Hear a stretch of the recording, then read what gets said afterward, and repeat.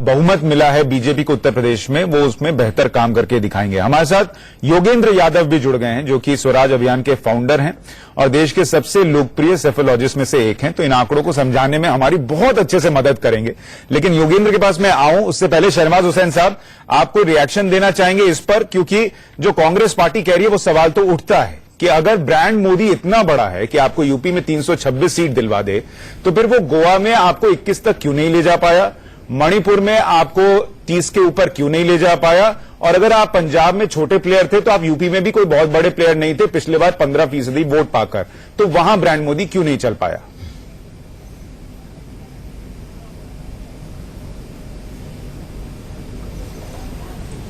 देखिए, मणिपुर में भारतीय जनता पार्टी पिछले चुनाव में एक भी सीट नहीं जीती थी। एक टीएमसी के विधायक थे जो हमारे दल में आए थे, वो एक विधायक थे हमारे पास, और हमने 0 से हम पहुंचे हैं 21 पर।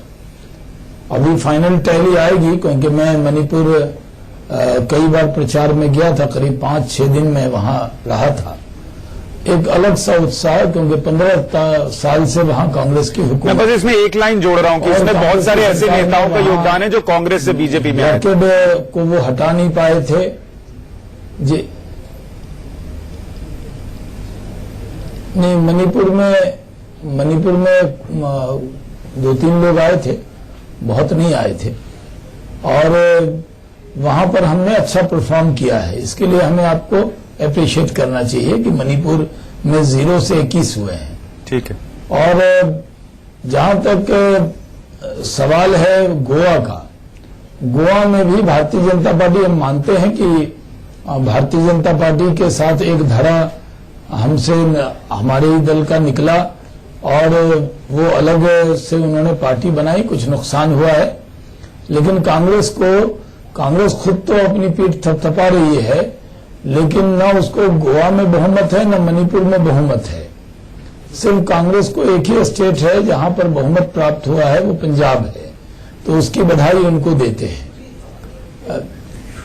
जहां 15 साल से वो हुकूमत में थे, वहां भी अभी तय नहीं है कि वहां हुकूमत किसकी बनेगी, क्योंकि स्पष्ट बहुमत न गोवा में उनको है न मणिपुर में उनको है। पंजाब की जहां तक बात है, पंजाब में हम एक जूनियर पार्टनर अकाली दल के साथ थे, लोकसभा में भी बहुत अच्छा परफॉर्म नहीं कर पाए, लेकिन इस बार भी हमें करीब 30% के करीब वोट वहां प्राप्त हुआ है।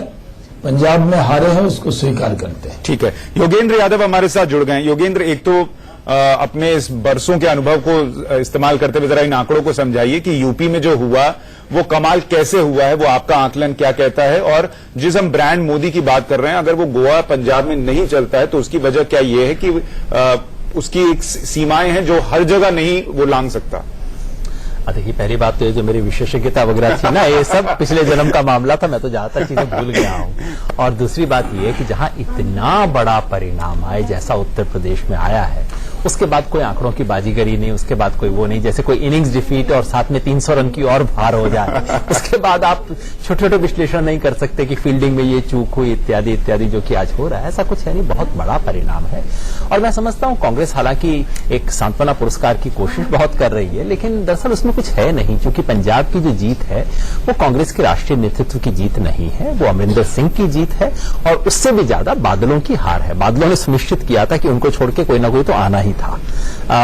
रही बात गोवा और मणिपुर की, मणिपुर के अंदर बीजेपी जैसी पार्टी 0 से 21 पे पहुंच जाए, बहुत बड़ी बात है, एक बड़े संकेत है जिससे हमें इंकार नहीं करना चाहिए। तो आज की तारीख का सबसे बड़ा सच ये है कि आज राष्ट्रीय राजनीति में भारतीय जनता पार्टी ने एक नए किस्म का स्थान हासिल किया है, जिसकी तुलना इंदिरा गांधी ने 70 में किया था, उससे की जा सकती है। इंदिरा गांधी उस जमाने में अपनी पार्टी से बड़ी थी, जो चाहती कर सकती थी, जिससे बहुत बड़े फैसलों की गुंजाइश बनी थी, जिससे देश में लोकतंत्र को खत्म करने की भी आशंका और संभावना बन गई थी। आज हम लगभग उसी एक घड़ी पे खड़े हैं जहां प्रधानमंत्री मोदी ने ताकत हासिल की है, जन समर्थन हासिल किया है। उत्तर प्रदेश में हम इस बात से इंकार नहीं कर सकते कि ये परिणाम ऐसे राज्य में आया है जहां राज्य सरकार कोई बहुत घोर अलोकप्रिय नहीं थी। जैसे मुलायम सिंह जी की सरकार हुई थी एक जमाने में, उस तरह की घोर अलोकप्रिय सरकार नहीं थी जिसको किसी तरह से निकालने के लिए लोग वोट डाल रहे अखिलेश यादव ने प्रेस कॉन्फ्रेंस करके कह रहे थे कि बहुत लोग आते थे, पता नहीं वोट क्यों नहीं दिया, यानी उनको सुनने के लिए तो लोग आते थे। योगेंद्र भाई, बुनियादी सवाल, ठीक है, आपको लगता है कि ब्रांड मोदी उत्तर प्रदेश में चला है, अखिलेश की सरकार हालांकि बेहतर कर रही थी, लेकिन कहीं ना कहीं मोदी उस पर बहुत भारी पड़ गए थे।